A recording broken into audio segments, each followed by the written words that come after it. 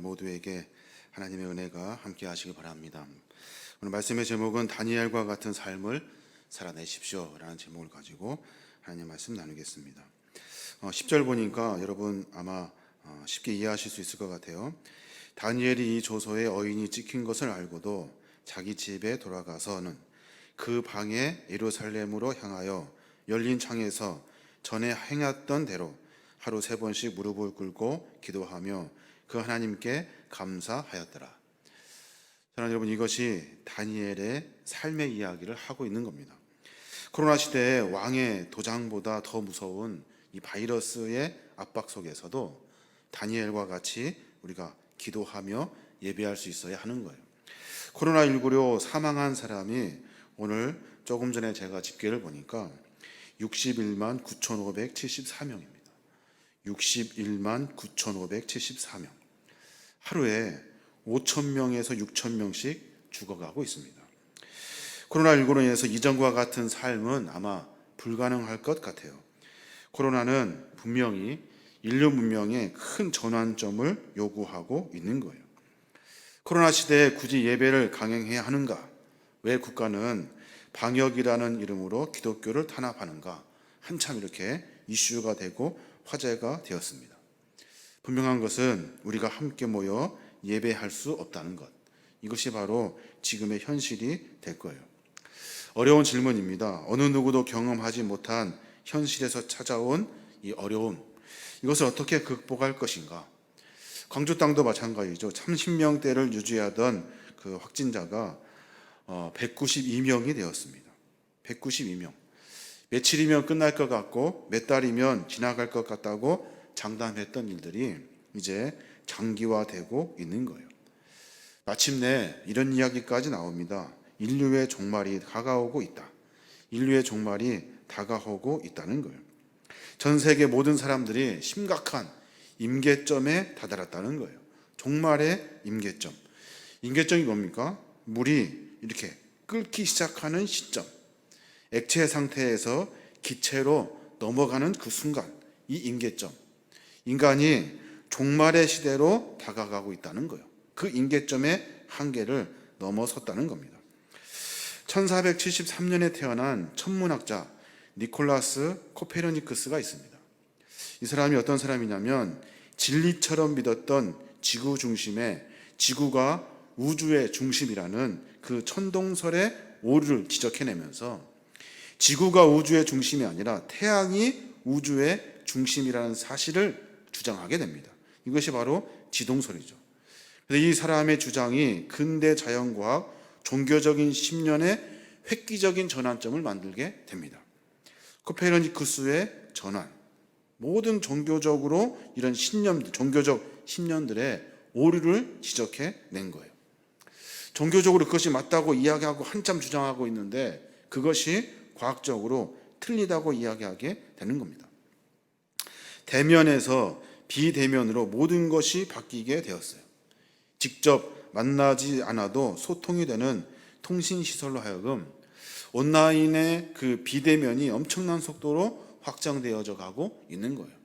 전에 과거에 만나서 교제했던 이런 삶의 방식들이 새로운 전환점을 만나게 된 겁니다. 또 한 사람이 있는데 세계적인 석학인데 소유의 종말, 수소의 혁명, 글로벌 그린 뉴딜의 저자로 유명한 사람입니다. 이 사람이 누구냐면 제레미 리프킨 교수님이에요. 지난달 6월 10일에 기후위기 극복, 탄소 제로 시대의 제도 시대를 위한 그린 뉴딜 토론회를 화상으로 이렇게 연설한 적이 있습니다. 우리 정부도 뉴딜 정책을 하고 있잖아요. 한국판 뉴딜 정책. 제레미 리프킨 교수가 코로나가 생긴 이유를 이렇게 설명합니다. 뭐라고 설명하냐면 과거 20세기 전에는 지구 땅을 인류가 14% 차지하며 살았대요. 20세기 이후에 들어오면서 지구의 77%를 인간이 차지하며 살게 됐다는 거예요. 그러면서 동물들이 차지할 공간들을 인간이 다 차지해 버렸대요. 동물과 식물들을 다 밀어내고 인간이 지구를 파괴하기 시작했다는 겁니다.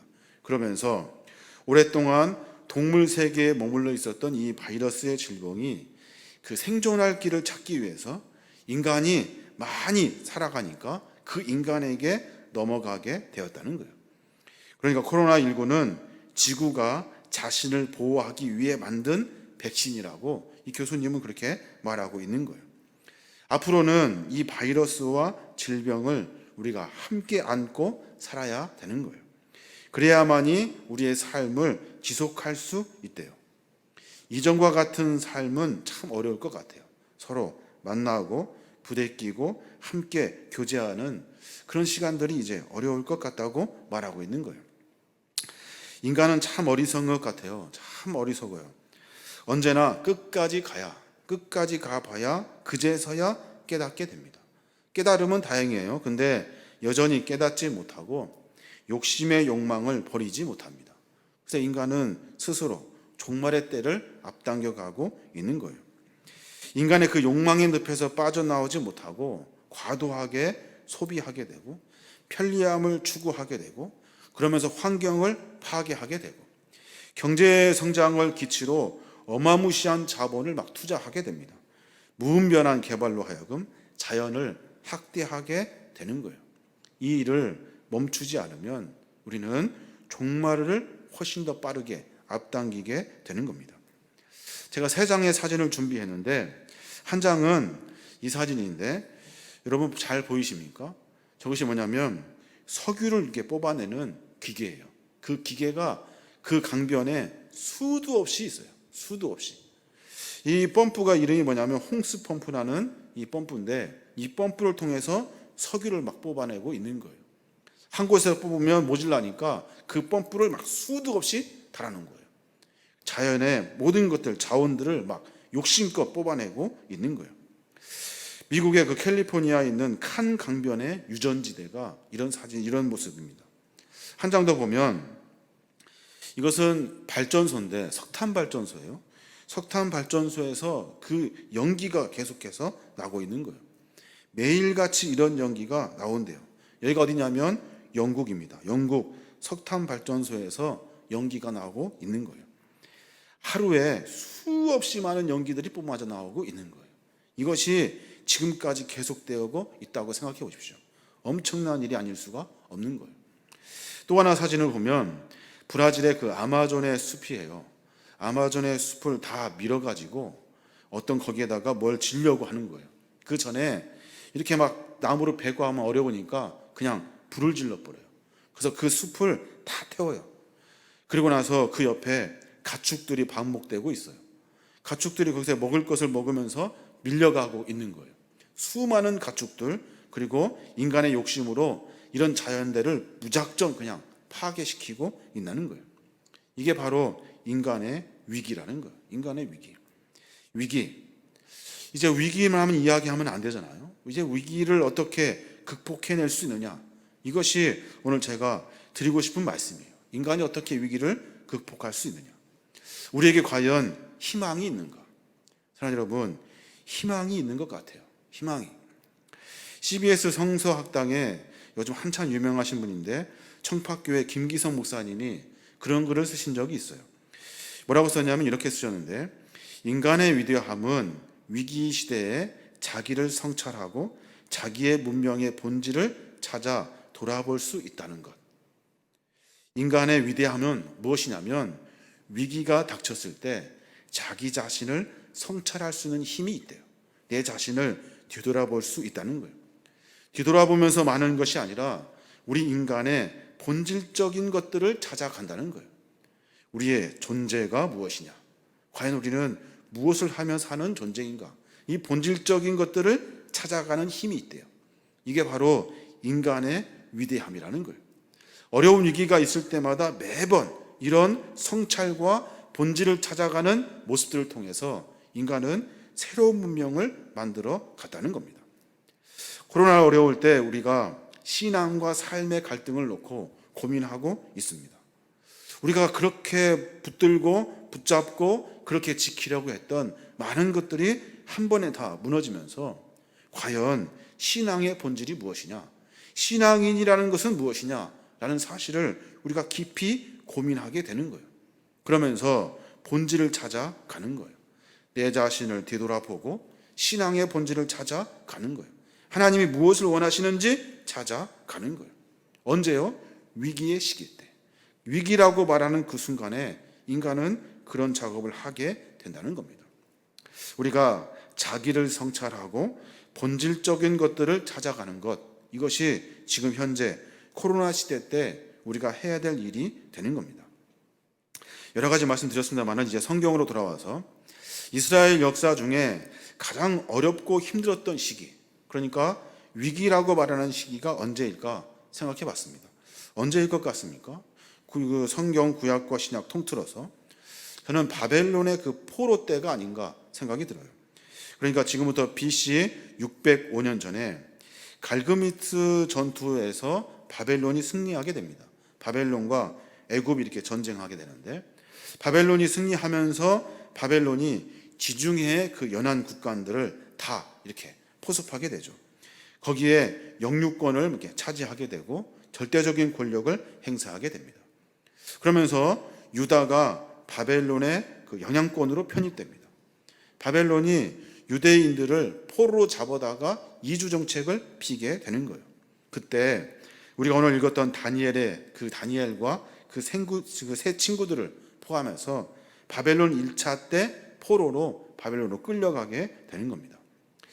또 한 번의 포로기가 있는데 바벨론 2차 포로예요. 그때 또다시 포로들을 잡아다가 또다시 잡아가게 되는 거예요.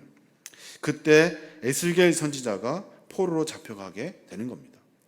3차 바벨론 포로 때는, 그때는 이스라엘의 종말과 아주 깊은 관련이 있어요. 3차 바벨론 포로는 선지자 예레미야의 예언대로 BC 586년에 시작되게 됩니다.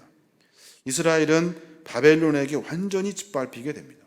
예루살렘 성전은 시드기야 9년에 딱 포위되었다가, 그리고 버티다 못 버텨서 시드기야 11년에 완전히 예루살렘 성이 함락되고 맙니다. 이때 남유다의 마지막 왕이 누구냐면 시드기야 왕인데, 그 왕이 예루살렘 성전을 버리고 도망가다가 잡혀요. 느부갓네살에게 잡혀가지고 끌려갑니다. 끌려가서 어떤 일을 당하냐면 자기 두 아들을 그가 보는 앞에서 그냥 죽여버립니다. 그리고 나서 어떻게 하냐면 마지막 아들의 죽음을 마지막 눈으로 본 시드기야의 그 눈을 그 자리에서 아들이 죽은 다음에 뽑아버려요. 마지막으로 본 장면이 자기 아들의 죽음을 마지막으로 보게 하려고 그렇게 한 거예요. 많은 이스라엘 백성들은 바벨론으로 붙잡혀 갑니다. 이런 일련의 사건 중에 가장 중요한 사건은 400년 지난 전통 속에 이어온 솔로몬의 성전이 완전히 다 파괴돼 버린 거예요. 이스라엘이 멸망당하게 된 겁니다. 완전히 다 멸망당한 거예요. 그때 얼마나 어려웠냐면 그들은 자식을 잡아먹었대요. 예레미야 애가 4장 10절에 보면 그런 말씀이 있어요. 딸, 내 백성이 멸망할 때 자비로운 부녀들이 자기의 손으로 자기들의 자녀들을 삶아 먹었도다. 얼마나 어려우면 상상할 수도 없는 일을 벌이고 있는 거예요. 얼마나 배고프면 자기 자식들을 돌아가면서 삶아 먹어요. 이스라엘 백성들이 당한 심판 중에 가장 혹독한 심판입니다. 아주 처절한 징벌의 기간이라고 할 수 있어요. 하나님께서 약속하신 그 축복의 땅을 완전히 잃어버립니다. 그래서 이방의 땅으로 다 흩어지게 되고 각 지역으로 뿔뿔이 다 흩어져 버려요. 그 약속의 땅은 다 사라져 버린 거예요. 오로지 살기 위해서 모든 것들을 다 포기해야 되는 정말 어려운 시간을 보내게 되는 겁니다. 성전은 바벨론에 의해서 완전히 무너져 버렸어요. 이스라엘 백성들이 하는 모두가 다 똑같은 질문을 합니다. 성전이 무너진 것을 보고 모두가 그렇게 질문을 해요. 하나님은 그럼 어디 계시는가? 하나님은 그럼 어디에 계시는가? 하나님은 성전에 계신 줄 알았는데 성전이 다 파괴돼 버렸어요. 성전에 갈 수가 없어요. 그러면 하나님은 도대체 어디 계시는가? 그러면서 그들이 깨닫게 되는 것이 있는데, 하나님은 성전에만 계시는 것이 아니라 어디서든지 우리와 함께 계시다는 사실을 깨닫게 되는 거예요. 전에는 이스라엘 백성들이 성경 중심으로 살았어요. 그러면서 형식적인 것들을 하면서 신앙생활을 이어갔다고요. 그 뒤부터는 말씀을 집중하게 되고 말씀을 통해서 하나님이 나와 함께 계시다는 사실을 깨달아요. 그러면서 내 삶을 점검하는 일들을 하게 되는 거예요. 위기가 닥쳤을 때 모두가 다 자기 자신을 되돌아보고 신앙의 본질을 찾아간 거예요. 청파교회 김기성 목사님 하신 말씀, 인간의 위대함은 위기의 시기에 자기를 성찰하고 자기 문명의 본질을 돌아볼 수 있는 것. 그분이 그렇게 말씀하시면서 모든 사람들이 위기 때 신앙의 본질을 찾아가게 된다는 겁니다. 포로로 잡혀가서 천대받고 삶의 희망을 다 잃어버립니다. 하나님이 완전히 버린 것 같은 상황에서 하나님의 구원의 계획을 말씀을 통해서 깨닫게 되는 거예요. 가장 어려울 때 가장 위대한 고백을 그들이 하게 된 거예요. 하나님은 우리를 버리지 않으신다는 거예요. 하나님은 언제나 우리와 함께 하신다는 거예요. 그뿐만이 아니라 하나님은 우리와 함께 아파하고 계시다는 거예요. 사랑하는 여러분, 우리도 마찬가지입니다. 어렵고 힘든 위기의 상황 가운데 우리가 신앙인으로서 어떤 삶을 살아야 되는지 삶의 본질을 다시 찾아야 하는 거예요. 그리고 나서 하나님이 어떤 분이시냐는 거예요. 우리는 평소에 매번 삶을 살아내면서 하나님이 늘 함께 있다고 말하지만 그렇게 인식하고 삶을 살아내지는 못해요. 사실 살지 못하고 있다고요. 그러니까 삶은 늘 부족하고 늘 형편없고 신앙생활에서 멀어진 삶을 살게 되는 거예요. 이사야 53장에 보면 고난받는 종에 대한 말씀을 하십니다. 이 말씀도 마찬가지로 바벨론 포로 때 그들이 한 고백이에요. 잘 아시는 말씀이죠. 그는 실로 우리의 질고를 지고 우리의 슬픔을 당하였거늘 우리가 생각하기를 그는 징벌을 받아 하나님께 맞으며 고난을 당한다 하였노라. 그가 찔림은 우리의 허물 때문이요 그가 상함은 우리의 죄악 때문이라. 그가 징계를 받음으로 우리는 평안을 누리고 그가 채찍에 맞음으로 우리는 나음을 받았도다. 이스라엘 백성들이 고백하고 있는 거예요. 바벨론 포로 생활에서 즐거움과 슬픔을 못 견뎌 하고 있는 그때 우리는 당연하다고 생각했다는 거예요. 우리는 하나님의 벌을 받아서 그런 거야. 우리는 하나님의 벌을 받아서 그런 거야. 그렇지. 그런데 어떤 누가 우리를 대신해서 우리와 같이 질고와 슬픔을 당하고 있대요. 이스라엘 모두가 다 그렇게 생각한 거예요. 아, 저 사람도 역시 하나님의 벌을 받고 있구나. 우리처럼 바벨론의 포로의 질고와 슬픔과 괴로움 그 벌을 하나님을 통해서 받고 있구나. 그런데 신기하게 그가 찔림을 당할 때마다 그가 아픔을 당할 때마다 내 마음 가운데 저것이 나 때문에 그런 거 아닌가? 우리의 허물 때문이 아닌가? 우리의 죄악 때문이 아닌가? 생각하게 되었다는 거예요. 그가 누구냐? 그가 바로 우리와 함께 하시는 하나님이에요. 그가 징계를 받으면 받을수록 그가 어려워하고 힘들어하면 힘들어할수록 우리는 평화를 누리게 되었대요. 그가 채찍에 맞으면 맞을수록 우리는 회복이 되었다는 거예요. 그가 누구예요? 그가 7절에 나와 있어요.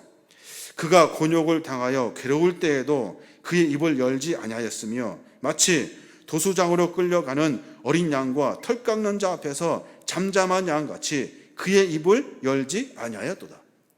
당신 누굽니까? 왜 그럽니까? 라고 말할 때 묵묵히 그 질고와 슬픔과 고통과 채찍을 그냥 당하고 있더라는 거예요. 왜 우리처럼 곤욕을 당하고 괴로움을 당한 때 괴롭다고 힘들다고 말하지 않냐는 거예요. 왜 도수자로 끌려가기만 하냐는 거예요. 왜 양같이 당하고만 있냐는 거예요. 그 이유가 10절에 나와 있어요. 여호와께서 말씀하신다. 그가 상처를 입고 고통을 당한 것은 내 뜻이었다. 그가 죄를 속하는 희생 제물이 되면 그는 자손을 보게 될 것이며 그의 날이 장구할 것이니 그를 통해 내 뜻이 성취될 것이다. 무슨 말입니까? 그가 상처를 입고 고통을 당하는 것이 내 뜻, 하나님의 뜻이라는 거예요. 우리는 하나님의 벌을 받아서 그런 줄 알았는데 하나님께서는 자기 아들 독생자 예수 그리스도를 우리에게 보내어 주셔서 고초를 당하게 하신대요. 그래서 왜 고초를 당하시냐면 우리로 하여금 회복시키기 위해서, 다시 살게 하시기 위해서 고초를 당하게 하신다는 거예요. 묵묵히 아무 말도 없이 어려운 고초를 다 당하시고 계신 거예요. 왜냐하면 목적이 있어요. 우리 모두를 다 회복시키고 구원하시려고. 바벨론 포로 생활하면서 이스라엘 백성들이 엄청난 질거와 고통을 당하고 있어요. 그들이 우리만 당하는 줄 알았는데, 우리만 고통당하고 있는 줄 알았는데, 그때 하나님도 역시 우리와 함께 계셔서 우리와 함께 고초를 당하시고 아파하시면서 우리에게 평화와 나음과 회복을 선물해 주셨다는 거예요. 여러분 생각해 보십시오. 그때 바벨론 당시 가장 어렵고 힘든 그때 그들이 이런 고백을 할 수 있었겠습니까? 할 수 없어요. 저는 불평과 원망했을 것 같아요. 근데 그들은 그들 안에 감추어진, 그들이 보지 못했던 그 안에 있는, 내 안에 있는 나와 함께 하시는 하나님을 본 거예요. 그 하나님이 나와 함께 고통당하고 계시다는 사실을 알고 있는 거예요.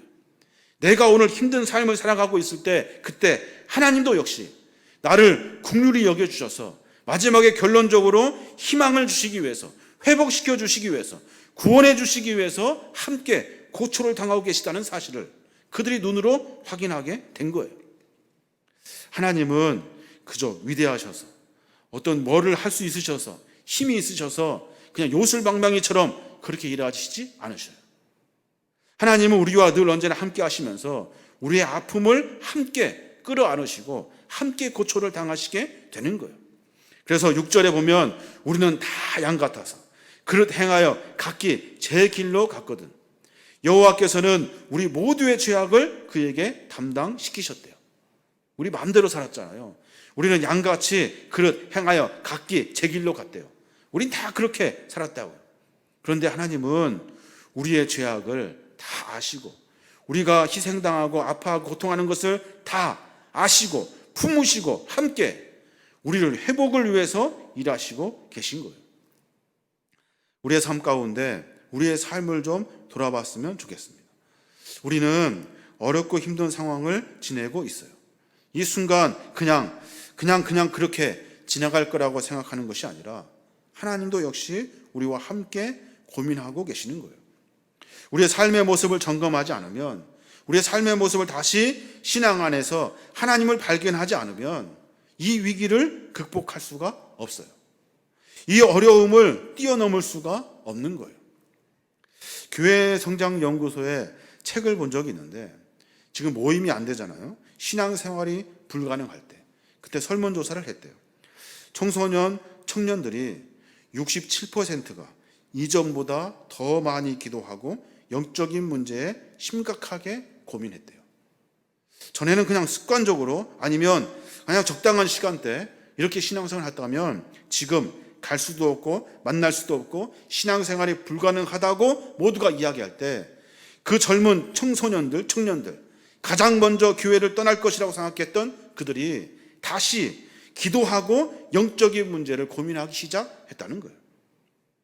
우리에게는 위기가 어쩌면 기회의 때가 될 수가 있어요. 어떻게 이런 일들이 가능합니까? 가능하다는 거예요. 어쩌면 모일 수 없을 때 더욱더 강력한 결속력이 교회 안에 생기게 되는 거예요. 영적인 고민들로 말미암아 우리가 성숙의 단계를 만나게 되는 거예요. 하나님은 우리를 통해서 변화시키셔서 어쩌면 새로운 시대를 갈 수 있도록 우리를 훈련시키고 계신 거예요. 어떻게 살 것인가, 어떻게 살아낼 것인가, 이것을 돌아보는 정말로 좋은 기회가 아닐 수가 없어요. 사랑하는, 이번에 우리가 맥주감사 헌금을 드렸습니다. 이번 맥주감사 헌금은 지난번에 부활주일 헌금과 같이 방역에 고생하시는 분들, 어려운 교우들, 어려운 이웃들, 힘겹게 살아가는 분들을 섬기는 데 사용할 거예요. 마스크도 좋은 것으로 3,000개 이상 구입했어요. 나누는 작업을 지금 시작하고 있어요. 생수도 한 1,000개 정도 사가지고 나누려고 해요. 교회 어르신들, 몸이 불편하신 분들, 교회 못 오시는 분들 건강 챙기시라고 조그만 선물도 준비하고 있어요. 코로나 이전에 어쩌면 우리가 본질을 잃어버리고 우리의 사역을, 우리가 본질적인 사역들을 잃어버린 그런 순간이 있다면 우리가 다시 사역을 점검하는, 그러니까 코로나 이후 시대에 교회의 사역을 점검해서 다시 하나님이 원하시는 것, 하나님이 기뻐하시는 것에 우리가 매진할 수 있어야 하는 거예요. 코로나19는 위태로운 삶을 살고 있지만 전면적으로 우리의 모습을 다시 재고하고 다시 고민할 수 있는 기회가 되었다는 거예요. 하나님은 너 왜 교회 안 왔니? 너 왜 교회 안 왔어? 이렇게 말씀하시지 않는다는 거예요. 하나님은 원래 뭐라고 말씀하시냐면 너 어떻게 살았니? 너 어떻게 살았어? 너 앞으로 어떻게 살 것이? 라고 물으셔요. 근데 우리는 너 왜 교회 안 왔어? 이거를 가르쳤다고. 하나님은 우리의 삶을 묻고 계시는 거예요. 어떻게 살았니? 너 앞으로 어떻게 살 거니? 라고 묻고 계시는 거예요. 우리가 우리의 자리에서 예배의 자리가 될 수 있도록 해야 하는 거예요. 지금 모일 수 없고 성전에 갈 수도 없을 그때 바벨론의 포로로 잡혀갔던 다니엘이 왕의 명령에도 불구하고 예루살렘으로 난 창문을 향하여 하루에 3번씩 기도했대요. 성전으로부터 멀어졌어요. 자기의 형편, 삶의 형편을 완전히 다 뛰어넘어가지고 다니엘은 예루살렘을 향하여 그리고 창문을 열어놓고 기도했다는 거예요. 이 믿음이 우리 안에 있어야 하는 거예요. 별것이 다 방해해도 우리는 하나님을 향한 예배를 드린다. 우리는 그리스도인이다. 우리의 고백이 이런 고백이 되어야 하는 거예요. 그래야 정말로 모두가 다 위기라고 말하는 그때 하나님이 원하시는 본질을 찾아갈 수 있게 되는 거예요. 다니엘은 지금으로부터 약 2500년 전에 이미 비대면 예배를 드리고 있었던 거예요. 갈 수 없는 성전을 향해서 내면의 신앙심을 더욱 키워가는 그런 실현을 하고 있었던 거예요. 사랑하는 여러분, 우리가 이런 기도와 예배가 삶 가운데 가득가득 채워져야 하는 거예요. 삶 가운데 하나님 앞을 향하여 기도하고 예배할 수 있는 신앙의 성숙한 모습이 우리 안에 있어야 하는 거예요. 제가 기도하면서 그런 생각이 들더라고요. 기도하면서 교우분들 한 분 한 분 얼굴이 생각이 나요. 그래서 제가 그렇구나. 하루에 한 가정씩 우리가 정해가지고 기도하자. 하루에 한 가정씩 우리가 기도하고 있어요. 월요일에는 김봉영 장로님, 화요일에는 김상기 집사, 안수 집사, 그 다음에 오늘은 강순자 권사님 기도했어요. 그러면 제가 오늘 강순자 권사님과 통화를 했습니다. 강순자 권사님 중보기도 하라고 교회에서 문자가 이렇게 가더니까 다른 권사님들이 교회에서 중보기도 하라고, 강순자 권사님 큰일 난 것 같다고 하면서 막 전화를 하셨다는 거예요. 무슨 일인데 교회에서 기도하라고 하냐고. 권사님이 머리 염색하고 머리 감다가 전화를 한 번 못 받았어요. 엄마 진짜 큰일 났는가 보다. 다 그렇게 생각하셨대요. 그것이 아니라 함께 중보기도 하자는 거예요. 함께 그분을 기억하면서 함께 기도해 드리는 거예요. 모두가 다 참여해야 하는 거예요. 사랑하는 여러분, 하나님은 우리의 삶 가운데 이미 깊이 개입하고 계셔요. 중요한 것은 우리가 하나님의 은혜를 기억해 내는 거예요. 교제하는 것도 마찬가지입니다. 지금은 만날 수가 없잖아요. 그러나 우리가 기억해 내는 거예요. 그분의 그 웃음소리, 그분이 하셨던 인자한 모습들, 이런 것들을 기억해 내면서 신앙으로, 영적으로, 심리적으로 함께 결속해 내는 거예요. 이게 바로 코로나 이후 시대 때 우리가 해야 될 일이 되는 겁니다. 성전이 신앙의 중심이 되었을 때 성전이 다 무너져 버렸어요. 그때 예언자들이 등장하기 시작합니다. 그러면서 우리에게 무엇을 가르쳐 줬어요? 하나님의 말씀. 이 하나님의 말씀을 통해서 우리 마음과 삶 가운데 하늘의 빛을 만나게 했던 거예요. 다시 말해서 외형적인 종교의 형태가 내면적인 종교의 모습으로 바뀌어진 거예요. 건물이 아니라 우리의 마음, 우리의 삶, 하나님의 말씀, 이 말씀을 우리가 어떻게 실천하며 살아가느냐, 이 내면적인 신앙의 고민을 하게 된 거예요. 그냥 적당히 이 기간이 그냥 지나갈 것이다, 과거로 돌아갈 것이다 생각하는 것은 참 어리석은 생각입니다.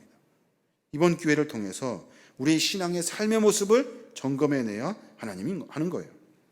하나님 안에서 어떻게 사는 것이 그분이 원하시는 삶일까를 고민해내야 하는 거예요. 교회도 마찬가지. 그냥 교회가 예배하고 끝나고 하는 것이 아니라 과연 우리의 사역이 어떤 방향을 정해놓고 가야 되는지에 대한 심각한 고민을 해야 하는 거예요. 이 은혜를 찾아갈 때 그때 우리는 이 위기의 시대를 하나님의 은혜로 극복할 수 있게 되는 거예요. 저와 여러분이 우리의 삶의 이 코로나19의 그 위기 가운데 하나님이 분명하신 메시지가 있는 것 같아요. 이 메시지를 같이 찾아가야 되는 겁니다. 인간의 욕망으로 하고 싶은 대로 마음껏 살았던 그런 삶의 모습들을 이제 다 정리해야 돼요. 그리고 과연 하나님이 나에게 이 시대 가운데 요구하시는 것이 무엇인지를 생각해내야 하는 거예요. 나를 왜 그리스도인으로 삼으셨는지, 나를 왜 직분자로 세우셨는지, 왜 나에게 하나님의 말씀이 들려오게 하셨는지에 대한 심각한 고민을 해야 하는 거예요. 매번 더 얻기 위해서, 더 많은 욕심을 채워하기 위해서 하나님을 만나는 것이 아니라 하나님이 나에게 맡겨주신 분명한 사명이 있는 거예요. 이 사명을 찾아가야 하는 겁니다. 이제 또 우리의 삶 가운데 여러 가지 고민들을 하게 될 겁니다. 사랑하는 여러분, 다니엘과 같이 하나님을 만날 수 없을 때, 성전을 만날 수 없을 때 하나님을 향하여 기도했던 것과 같이 우리의 외형적인 모습이 아니라 내면적인 모습이 하나님을 만날 수 있도록 몸부림쳐야 하는 거예요. 그러한 삶을 통해서 하나님이 우리를 통해서 이 시대를 극복하게 하시는 줄로 믿습니다. 이런 신앙과 삶을 너끈히 살아내시는 거룩한 믿음의 종들 되시길 바랍니다.